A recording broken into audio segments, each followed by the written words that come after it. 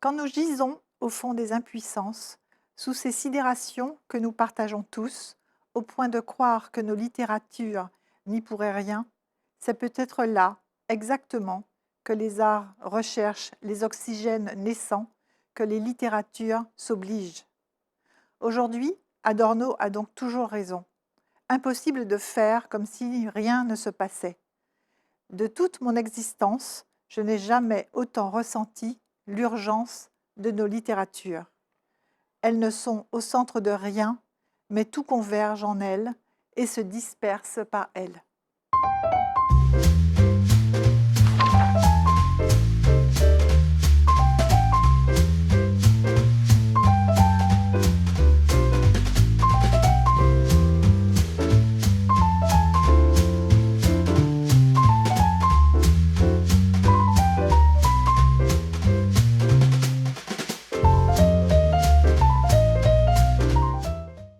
Bonjour à tous, bonjour à toutes, bienvenue dans notre émission Au gré des pages. Si je vous dis Texaco, Chronique des sept misères, Solibo magnifique, Prix Goncourt 92, vous avez deviné.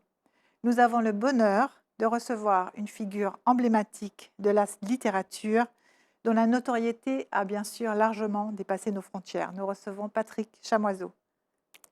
Patrick, bonjour. Bonjour, Bienvenue sur notre plateau Zitata merci de m'avoir invité. et nous sommes très heureux de vous recevoir. Alors bien sûr, on ne vous présente plus, vous êtes auteur de très nombreux ouvrages, une trentaine de romans, contes, essais, écrits, même s'il ne faut pas forcément mettre des catégories. Vous êtes théoricien et figure phare de la créolité. Vous publiez aujourd'hui en écrivain éclairé un manifeste pour la littérature. Que peut littérature quand elle ne peut, aux éditions du Seuil, dans la collection Libelle, une collection pour alerter, informer, questionner. Effectivement, votre ouvrage nous interpelle.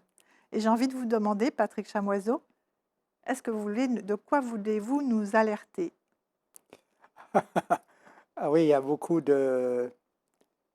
d'alertes possibles, mais en quoi la littérature, ou en quoi un écrivain, quel est le rôle d'un écrivain dans une situation, à la fois une situation mondiale, mais aussi une situation locale, mais aussi une situation humaine, hein. C'est toujours ces trois niveaux qui se constituent, ce qui fait que il me semble qu'on a peut-être tendance à oublier que la littérature est un mode de connaissance.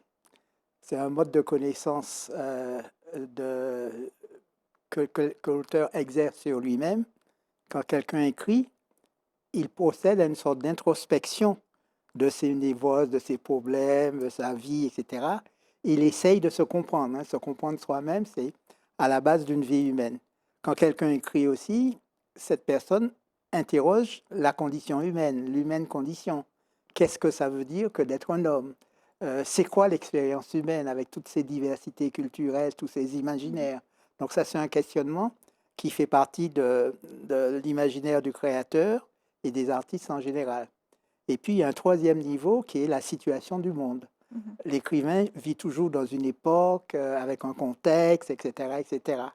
Ce qui fait que si on regarde ces trois niveaux-là, dans la mesure où ce qu'écrit l'écrivain, ce qu'il raconte quand il fait une œuvre, en fait, l'œuvre de l'écrivain, l'œuvre du musicien, l'œuvre du peintre, le construit lui-même, l'aide à vivre. J'écris, ce que j'écris m'aide à me comprendre moi-même Mhm. et à comprendre la société dans laquelle je vis, à comprendre l'époque dans laquelle je suis et à comprendre le monde. Mhm. Ce qui fait que c'est une construction personnelle. Mhm. Ce qui fait que l'artiste et l'écrivain en général, ou le poète, c'est quelqu'un qui est, c'est comme une hypersensibilité Mhm. qui est ouverte à peu près sur tous les problèmes, toutes les joies, toutes les peines, toutes les histoires, le passé, le présent, Mhm. beaucoup d'interrogations qui concernent ces trois niveaux-là. Ce qui fait que il y a une très très grande complexité lorsque la littérature est exigeante. Et il est très difficile d'imaginer une littérature qui va déserter les urgences totales, c'est-à-dire qui ne va produire aucune alerte. Il faut imaginer, par exemple, dans les années 30, si Césaire avait écrit Le cahier de retour au pays natal, sans parler du colonialisme, sans parler de la domination occidentale, sans parler de l'esclavage dont on ne parlait pas, sans parler du mépris du nègre, etc. Donc, il y avait un certain nombre d'urgences et d'alertes qu'il a lancées. Mais ce n'était pas son objectif. Son objectif, c'était lui, Césaire, avec la poésie, de se poser la question de qui il était, comment vivre dans ce monde, etc., etc. Ce qui fait que on ne peut pas concevoir une expression artistique sans, je dirais, non pas d'engagement politique, mais sans conscience. Le fait que l'écrivain essaye de se comprendre dans une époque, dans une condition humaine et dans un monde, le met en première ligne de tous les problèmes, tous les défis qui se posent à ces trois niveaux-là. Et c'est en cela qu'il est un lanceur d'alerte. Alors l'alerte fondamentale... Est-ce que c'était votre cas pour ce livre-là? Ah Est-ce que oui, vous avez oui, parce voulu que lancer une alerte? ce que je sens dans ce que je lis, enfin bon, c'est vrai que je lis beaucoup moins qu'avant, mais ce que je sens, c'est que on a tendance à considérer la littérature comme un divertissement. Est-ce que vous avez lu ce roman? Ah oui, c'est l'histoire de ceci. Ou ah oui, il a raconté son enfance, il a raconté ci, etc., etc. Donc la dimension divertissement qui est importante dans la poésie et dans la littérature ne peut pas suffire à la littérature. Bien sûr. Il faut les trois étages. Une littérature qui est complètement barbare, ou austère, ou déroutante, ou déplaisante, effectivement, ne va pas accrocher son lecteur. Il faut, moi je me souviens quand je commençais à lire, j'étais un lecteur omnipotent, omnivalent, enfin je lisais tout ce qu'il y avait. Quand j'ai commencé à lire, je ne lisais pas parce que j'aimais la poésie. Je lisais parce que j'avais eu le plaisir de lire. J'éprouvais du plaisir à lire. Hein. Et à mesure que ma conscience se développait, le niveau de plaisir se déplaçait. Donc il y a toujours un plaisir à offrir au lecteur. Mais le plaisir, il prend sa pleine, je dirais, sa pleine fonction quand il répond aux autres étages. Qu'est-ce que cet auteur se construit pour lui-même, dans quelle société il vit et quels sont les problèmes de cette société et quelle est sa vision du monde. Et c'est comme ça que le plaisir prend progressivement, qui s'amplifie. Et c'est d'ailleurs pourquoi moi j'ai commencé à lire, par exemple, je prends les grands auteurs Glissant, Fanon et Césaire, je les commencé à les lire à 12 ans et aujourd'hui, à mon âge, je continue à lire. Pourquoi? Parce que le plaisir que j'avais lorsque j'avais 12 ans n'était pas le même que lorsque j'avais 17 ans, je commençais à devenir militant anticolonialiste. Et après, à mesure que la conscience se développe, que l'individu vit sa vie, que son existence se déploie, son niveau de plaisir, ses orientations changent, simplement parce que sa conscience change. Ce qui fait que l'œuvre d'art, l'œuvre littéraire, c'est quelque chose qui agit directement sur la conscience du lecteur, lui permet de découvrir des amplifications qui lui permettent de mieux organiser sa propre existence, à la fois dans sa vie personnelle, dans sa société et dans le monde. Alors, donc c'est ça que la littérature a tendance à déserter, me semble-t-il, aujourd'hui. Et que vous essayez que vous avez répondu avec ce livre où vous poussez quand même un cri d'alerte. Je me sens même victime parce que quand je regarde la télévision, que je vois Trump et que je vois toute cette catastrophe, l'armement, la guerre nucléaire qui nous menace, l'effondrement de la planète, le racisme qui devient systémique un peu partout, notre situation martiniquaise en assistanat, dépendance, déresponsabilisation, toute la structure économique qui est la nôtre avec un mélange de matrice coloniale, résiduelle et de capitalisme, c'est des situations où je me dis, mais l'urgence n'est pas là. L'urgence, c'est donner aux gens du travail, c'est faire ci, c'est faire ça.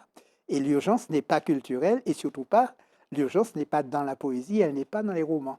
Ce qui fait qu'on a tendance, face aux urgences du réel, à mettre de côté à la fois la culture et dans la culture, à se dire oui, mais ce n'est pas le moment d'aller écrire des poèmes ou de lire des poèmes et ça ne sert à rien. Il faut s'occuper des problèmes des gens. Et c'est ça l'erreur.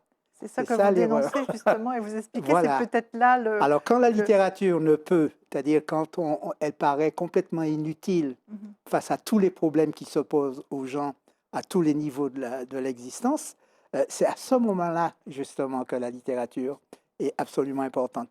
Pour donner un exemple, quand je pense sais plus quand Césaire a créé le CERMAC. Il crée ça dans les années 60, je Mmh. crois, je ne me rappelle plus très bien. Mais il y avait beaucoup d'urgence. Le chômage, les gens arrivaient de la campagne, ils s'entassaient dans les quartiers populaires. On n'avait même pas de quoi payer les entrées dans les... Et Césaire crée un service culturel. Mmh. La culture n'était absolument pas l'urgence, Mmh. absolument pas le plus important. Et pourtant, il va créer un service culturel et il va faire en sorte que chaque année, tous les Foyalais aient accès à une stimulation esthétique et artistique C'est ça. qui, d'une certaine manière, leur ouvrait à la fois leur esprit et élargissait leur niveau de conscience. Parce que la situation humaine demande comme ça des stimulations de la totalité de la perception, des stimulations de connaissance, Mmh. mais des stimulations de De sensibilité. sens, Et c'est oui. ça que fait la littérature, c'est ça que fait la poésie, c'est ce que fait la musique, la peinture, etc. Les arts sont absolument fondamentaux quand les sociétés humaines sont en difficulté. Tout à fait. D'ailleurs, vous le dites très bien, vous dites, je vous cite: «Quand une civilisation dominante renonce à ses propres valeurs, qu'elle ruse avec ses avancées, quand elle justifie l'injustifiable, c'est là qu'il y a une part de l'intelligible et du sensible qui s'est fermée à toute élévation. Et c'est cette fermeture-là qu'il nous faut questionner. L'art y peut quelque chose, les littératures donc». Ah, bien sûr. Et moi, j'ai compris ça lorsque j'ai commencé à écrire et que j'ai voulu savoir ce que j'avais à dire, d'abord qui j'étais et ce que j'avais à dire. Donc, du coup, je me suis plongé dans l'histoire de mes ancêtres, dans l'histoire du pays. Et c'est là que je me suis rendu compte d'une chose qui était absolument extraordinaire. Sur les plantations esclavagistes au XVIIIe siècle, les esclaves, ceux qui étaient mis en esclavage, étaient dans des situations absolument épouvantables. Il y avait des marronnages, il y avait des Mmh. tortures, etc. Mais qu'est-ce qu'ils vont faire? Qu'est-ce qu'ils vont faire? Ils vont déployer une activité culturelle, une activité créatrice. Ils vont jouer du tambour, ils vont danser, ils vont chanter, et par-dessus, il y aura la parole du conteur. Mmh. Ce qui fait que ce qui paraît complètement dérisoire vis-à-vis de l'atrocité de ce qu'ils vivaient, ils ont compris obscurément que c'est par la créativité que l'être humain se libère des oppressions. Ce qui fait qu'aujourd'hui, on n'a pas la même oppression, mais il me semble qu'en Martinique, il y a une forme de domination qui fait que nous avons besoin d'une stimulation de notre imagination, d'une stimulation de notre imaginaire et je dirais d'un élargissement de notre perception à la fois de la Martinique, mais la Martinique dans la Caraïbe et la Martinique dans le monde. Et ça, les politiques culturelles peuvent le faire de manière essentielle. Et la littérature et la poésie, et puis même tous les arts peuvent le faire aussi. Et est-ce que c'est une littérature en devenir ou est-ce que c'est la littérature aujourd'hui? Vous semblez dire dans votre livre que les littératures seraient devenues presque impuissantes et qu'il faut passer à un autre stade, à une autre étape en fait. Ah, non, c'est-à-dire que la fonction littéraire, c'est quoi? Je peux peut-être faire une distinction entre la littérature ordinaire, donc il y a une littérature martiniquaise, il y a une littérature guadeloupéenne, il y a une littérature cubaine, il y a les littératures caribéennes, donc il y a des histoires humaines qui sont accompagnées par des systèmes, des dispositifs narratifs. Oui. Ça donne des littératures. Mais tous ces auteurs, qu'ils soient cubains, qu'ils soient colombiens, qu'ils soient argentins, brésiliens, lorsqu'ils travaillent en questionnant l'idée qu'ils se font d'une littérature, Oui. de la puissance littéraire, c'est-à-dire la capacité qu'une œuvre d'art a à élever la conscience, la perception, à distraire, mais dans cette distraction, dans ce divertissement, à aider l'être humain à devenir plus ouvert à Oui. ce qui l'entoure et à trouver des solutions qui lui permettent de se créer lui-même, de participer à la création de sa société et à la création du monde. Et ça, c'est absolument intéressant. Ce qui fait que lorsqu'on écrit, on a les premiers niveaux, j'essaie de me comprendre moi-même et de me construire, j'essaie de comprendre ma société et d'aider à la construire, mais je questionne aussi ce que ça veut dire que d'écrire, qu'est-ce que ça veut dire que d'être écrivain, et qu'est-ce que ça veut dire littérature. Et l'idée littérature, c'est vraiment ce qui rassemble l'espèce de, je dirais, une sorte d'égrégore. Vous savez, lorsqu'on prie ensemble, quand tout le monde prie, il y a des centaines de personnes qui prient, on dit qu'il y a une sorte d'égrégore qui se fait Au-dessus. dans la voûte de la- de l'Église. Oui. Mais littérature, ce serait cet égrégore Mm. qui rassemble tous les écrivains du monde entier, Mm. tous les poètes, tous les artistes de la langue, du langage, qui se posent la question, chacun à sa façon, chacun dans son histoire, chacun essaye de comprendre ce que c'est que littérature. C'est pourquoi il faut toujours garder à cette idée à l'esprit qu'indépendamment des contextes historiques et sociaux, indépendamment des urgences particulières en Martinique, Guadeloupe, Caraïbes, France, etc., il y a l'idée littérature Oui. qui rassemble tous ces artistes-là. Toutes ces composantes. Alors, dans votre livre, vous parlez aussi des grands récits que vous dénoncez. Est-ce que vous pouvez nous expliquer qu'est-ce Alors, que il y le a, il y a grand deux récit? choses assez... moi, je considère qu'il y a la... Quand Homo sapiens a eu la conscience, à un moment donné, Homo sapiens a la conscience réflexive et il voit autour de lui le soleil, la lune, etc. Il voit le réel du monde, mais le réel est complètement incompréhensible. Il n'a pas toutes les clés. Ce qui fait que nous, d'une certaine manière, l'être humain est plongé dans un réel qui est absolument inatteignable, tellement il y a de possibilités dans le réel. Alors, qu'est-ce que va faire Homo sapiens? Il va commencer à se raconter des histoires, des mythes fondateurs, des cosmogonies, des histoires nationales, des histoires de communautés, des constructions identitaires. Et tous ces récits de l'Homo sapiens vont créer des petites réalités. Ce qui fait que tout le dispositif narratif, tous les récits, tous les romans, tous les poèmes, toutes les chansons de gestes, etc., de Homo sapiens, vont construire des petites réalités dans lesquelles nous habitons.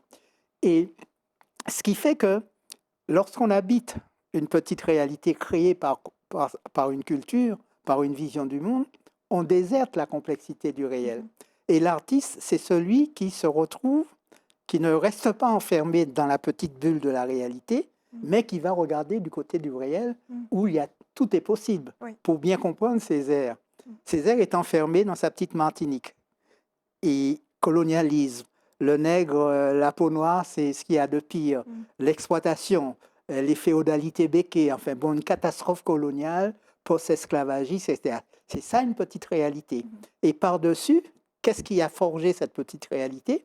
C'est un grand récit, le grand récit colonialiste occidental, qui a dit l'Afrique n'est pas un lieu de civilisation, les Noirs ne sont pas vraiment des êtres humains, donc on peut les mettre en esclavage. Le colonialisme, c'est apporter la civilisation, etc. Les types racontent une histoire et on se retrouve enfermé dans une histoire. Ce qui fait que le grand récit a toujours, je dirais, traversé l'histoire des hommes. Je ne sais pas, voilà, le colonialisme, c'est un grand récit. L'occidentalisme, c'est un grand récit. Enfin bon, il y en a des milliers. Oui. Même le marxisme a été une sorte d'explication économique de la complexité du réel, mais ça reste un grand récit. Et toute la difficulté que nous avons, c'est d'échapper au grand récit. Et pourquoi? Parce que le récit a donné quoi? Le récit a donné les petits récits. Donc, on aura des petits romans. Lorsqu'on est enfermé dans la petite réalité coloniale des années 30, par exemple, on avait des romans qui ne remettaient pas en cause ni le colonialisme, ils nous enferment, en fait. Voilà, on avait des poètes doudouistes qui vont chanter les petits oiseaux, les fleurs, la beauté du pays, le paradis. Et si on ne fait pas attention, aujourd'hui encore, la petite réalité, ce qu'on appelle l'outre-mer, qui est une forme de petite réalité absolument épouvantable, si on reste enfermé là-dedans et qu'on n'arrive pas à aller se ressourcer à toutes les possibilités du réel du monde, on risque de produire une littérature aliénante, une culture aliénante, une politique aliénante et un art aliénant. C'est ça, on s'enferme, vous le dites. Donc il faut éviter les grands récits. Et c'est pourquoi d'ailleurs je pense qu'il faut se méfier du récit. Le récit va simplifier le réel. Le réel, oui. Le colonialisme va dire l'Afrique n'existe pas, les nègres ne sont pas... Alors que tous les hommes sont des hommes, il y a l'expérience humaine, il y a... et le récit simplifie d'une certaine manière. Alors que l'organisme narratif, je dis souvent que je n'écris pas de romans, je n'écris pas d'essais, j'écris des organismes narratifs. Simplement pour échapper au fait que le récit ne sert qu'à conforter des petites réalités. Alors que l'organisme narratif, il va essayer de rester relié à la complexité du réel. Je sais que c'est difficile à faire passer, mais c'est ça qui est important. Vous le dites très bien dans votre ouvrage, vous dites « Tous les malheurs autour de nous proviennent d'un grand récit totalitaire, verrouillant une réalité qui simplifie jusqu'à l'irréalisme l'impensable du réel. Nous ne voulons plus de grands Ah, bien récits. sûr, le capitalisme, c'est un grand récit. Mm. C'est quoi le grand récit du capitalisme? Ils veulent nous faire croire que le seul problème de l'homme, c'est un problème économique. Mm. Que le seul problème de la Martinique, c'est un problème économique. Mm. Qu'il n'y a pas de problème culturel, qu'il n'y a pas de problème d'inscription au monde, il n'y a pas de problème de responsabilisation collective, il n'y a pas de problème politique au sens politique noble. Ça, c'est un grand récit. Mm. Ce qui fait que le grand récit est toujours aliénant. Et le récit lui-même, le petit récit, s'inscrit toujours dans un grand récit et conforte une C'est ça. domination. Donc, il ne faut pas écrire de récit. Voilà, c'est le C'est ça. message. Mais J'essaie de ne pas écrire des récits. est-ce que vous considérez qu'on est toujours en prise d'un grand récit, et en particulier ici en Martinique? Ah, bien sûr, le grand Ouais. récit, aujourd'hui, c'est ce qu'on appelle l'outre-mer. Qu'est-ce que ça veut dire, outre-mer? C'est vraiment une aberration coloniale. Encore, on a la vieille matrice coloniale. Avant, la France avait des colonies. Les colonies, c'était un ailleurs. Donc, c'était un outre-mer. Ça ne faisait pas partie de la France. Mm. C'était un ailleurs où l'état de droit, les droits de l'homme, etc., tout ça, ça n'existait Mm. pas. Donc, ils sont entrés dans un processus de modification des modalités coloniales et d'application des principes capitalistes. Et nous avons eu le développement à partir de 1946 d'un grand récit qui est le récit ultramarin.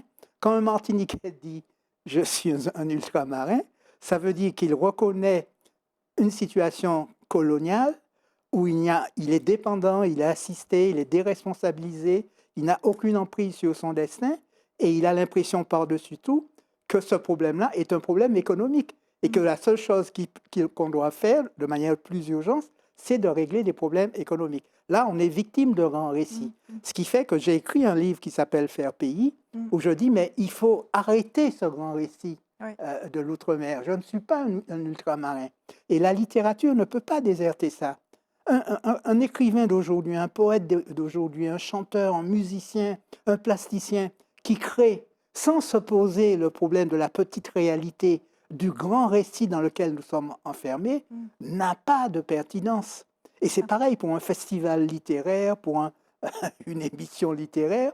Il faut se poser des problématiques en quoi cet art va questionner le petit récit, le grand récit et la petite réalité dans laquelle nous sommes enfermés. Et ça nous montre l'importance de la littérature et l'importance de l'art. Quand on a un enfant, il faut qu'un enfant lise, parce que la poésie, parce que le roman, parce que le théâtre, parce que les arts en général sont des fenêtres qui sont ouvertes sur le réel. Et le réel, c'est toutes les possibilités humaines et toutes les possibilités du monde. Ce qui fait que lorsqu'on a ces fenêtres qui sont ouvertes, l'enfant peut se construire une conscience, une imagination, un imaginaire et surtout une créativité.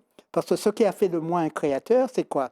C'est le fait que j'ai lu des livres, enfin, j'ai lu des romans policiers, la science-fiction, des photoromans, j'ai tout lu.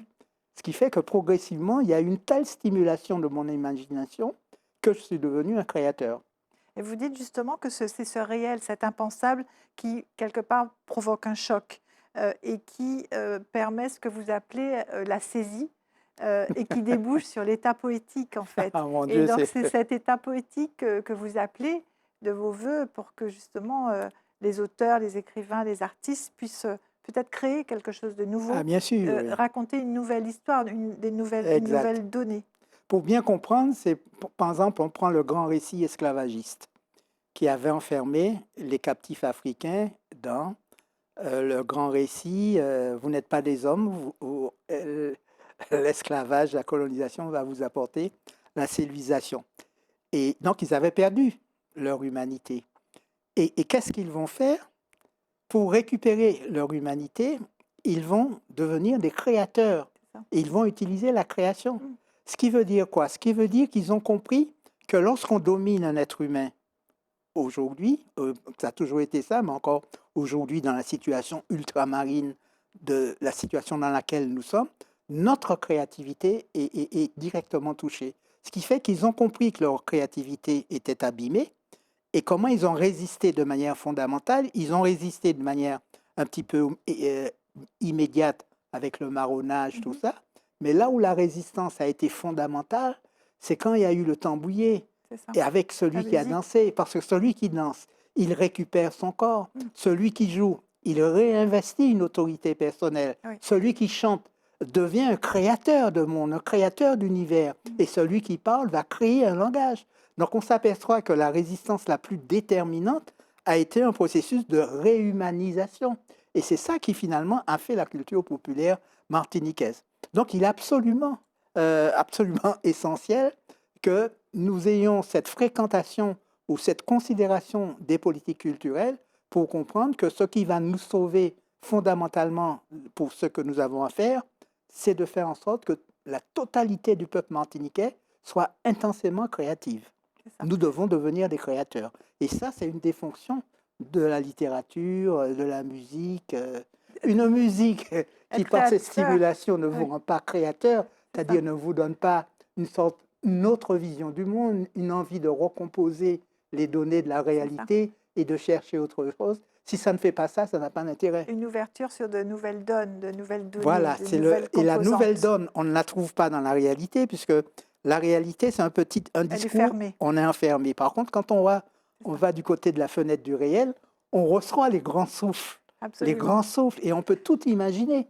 Et quand on peut tout imaginer, on renverse les réalités. Alors, il y a une autre notion aussi que vous soulignez pour faire face à pour lutter contre cette fermeture, c'est la relation. La vie et relation, vous Ouais. dites, et vous dites que la relation est au centre de la réflexion. Euh, vous soulignez la pluralité des mondes, évidemment le tout monde de Édouard Oui. Glissant. Vous parlez de diversiel et non pas d'universel. Hein. Pourquoi cette vision plurielle est-elle aussi importante? Elle est importante parce que le grand récit colonialiste a lutté contre la diversité. Par exemple, quand l'approche coloniale française va parler des Martiniquais, va dire aux Martiniquais, vous êtes Français. C'est-à-dire, circuler, il n'y a rien à faire. La Constitution française va dire, il y a un peuple français. Tout le reste, c'est des populations. Donc, une sorte d'unité, une réduction de la complexité humaine, une réduction de la complexité culturelle pour entrer dans des dispositifs d'appauvrissement de la réalité. Par contre, par exemple, toujours l'exemple de Césaire, parce que j'ai vu que les gens, je suis en train de travailler dans Césaire en ce moment pour une série documentaire. Mais Césaire, qu'est-ce qu'il va faire déjà quand il va dire cahier d'un retour au pays natal? Le pays natal aura plusieurs dimensions. Ça sera son pays Martinique, ça sera sa géographie cordiale, la Caraïbe, ça sera les Amériques et ça sera l'Afrique. C'est-à-dire qu'immédiatement, il a mis en relation ce qui était isolé dans la Caraïbe, le discours départementaliste, le grand récit départementaliste outre-mer, va dire, voilà, il y a un petit bout de la France qui est posé là, dans la Caraïbe et dans les Amériques, et ça ne fait pas partie de la géographie cordiale. Alors qu'au contraire, par un mouvement relationnel, grâce à son état poétique, c'est quoi l'état poétique? C'est la capacité à regarder autour de soi et à se relier à ce qui est autour de soi. Césaire avait cette faculté-là, ce qui fait qu'il a immédiatement élargi son pays natal pratiquement à la totalité du monde. Donc il est important aujourd'hui, lorsqu'on se trouve en face d'une réalité que l'on veut faire exploser, on regarde du côté du réel et qu'est-ce qu'on voit dans le réel? Tout est là, tout est possible. Il n'y a qu'une planète, il n'y a que le vivant, il y a l'être humain dans le vivant et tout est dans tout. Ça, les vieux animismes ancestraux le disaient, les Kalinago étaient des animistes. Ils voyaient toute la nature, ils faisaient partie de la nature et ils disaient qu'ils n'étaient pas possesseurs de la terre, mais qu'ils étaient gardiens de la terre. Vous voyez, l'idée de relationnel est absolument importante. Pourquoi? Parce que le problème que nous avons aujourd'hui, c'est de trouver l'échelle à laquelle nous devons vivre. Et l'échelle à laquelle nous devons vivre et dans laquelle vont vivre nos enfants, c'est l'échelle de la totalité monde. Donc il faut que nos enfants aient cette capacité relationnelle à comprendre, oui, je suis martiniquais, oui, mais aussi je suis caribéen, mais aussi je suis américain, et j'ai une dimension africaine, et j'ai une dimension européenne, etc. etc. L'ouverture, Voilà, s'il n'a pas cet monde. imaginaire de la relation, il risque de rentrer dans des combinaisons étroites et de s'enfermer dans des petits récits, quoi, ou alors au pire, un grand récit. Non, mais c'est vraiment important de comprendre cette notion d'ouverture. Mais c'est ça la fonction de la littérature. Absolument. Et quand je vois des textes qui paraissent, des romans qui s'écrivent, et qu'on n'a pas ces problématiques-là. Mmh. On ne comprend pas, Et on est même en c'est train d'entrer dans des et processus même aliénants. c'est souvent l'inverse, enfin, c'est quelquefois l'inverse. C'est-à-dire Ah oui, qu'au quand lieu ça existe, tant d'ouverture, mieux. Mais c'est l'autre encore plus, problème, c'est qu'il la faut le fermeture. faire, il faut le faire avec talent, parce que c'est ça une des difficultés de la littérature.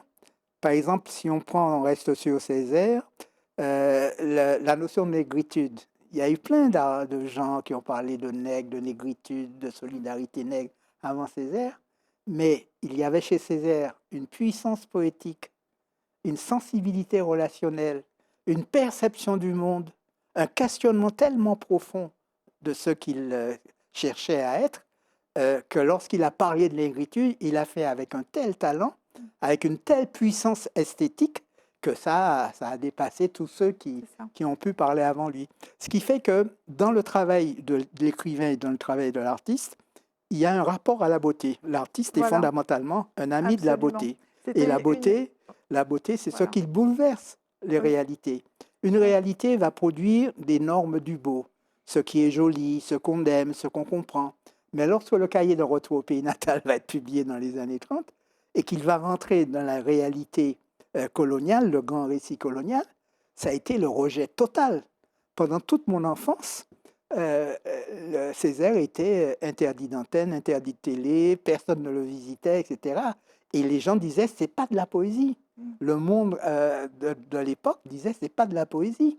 Et je me souviens quand j'ai publié Chronique des sept misères, où je faisais un petit mélange créole-français, tous ceux qui étaient dans le récit, le grand récit assimilationniste, qui ne voulaient pas qu'on infecte la langue française avec la langue créole, étaient complètement horrifiés. oui, Aujourd'hui, tout le monde, on voit bien oui. qu'on a avancé.